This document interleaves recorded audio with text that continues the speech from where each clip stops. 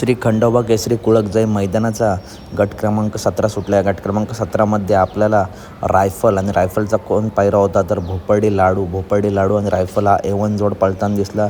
आणि मी सकाळीच अपडेट दिली होती की भोपर्डी लाडू आपला गट क्रमांक 17मध्ये पळताना दिसेल. याच गटात मित्रांनो लाडू पळताना दिसला आणि बघताय काय तर सुंदर असा स्पीड लागला आहे लाडूला. आणि लाडूचा पायरा होता तो रायफल. खूप सुंदर अशी गाडी पळली.